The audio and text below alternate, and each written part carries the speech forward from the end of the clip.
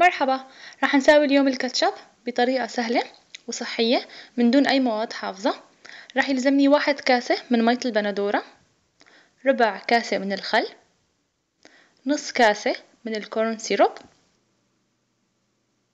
1 معلقة صغيرة من الملح، وإذا بدي يكون الكاتشب حاد راح أحط له ربع معلقة صغيرة من الفلفل الأبيض.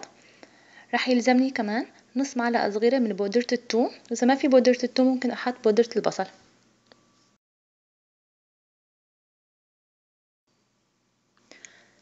معلقتين كبار من السكر الأبيض، ربع كاسة من المي.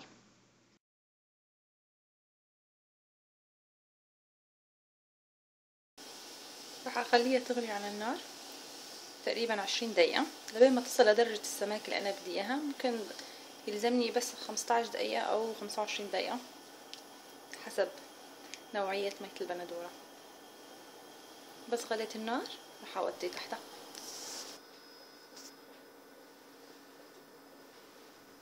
خلص الكاتشب، كتير عمله سهل وكتير بسيط وكل الأولاد بيعشقوا الكاتشب، فما راح تاكلي هم إذا أكلوا الأولاد هذا الكاتشب. تابعوني لمزيد من الوصفات على اليوتيوب سويت سبايسيما، وأهلا وسهلا فيكم للاشتراك بقناتي.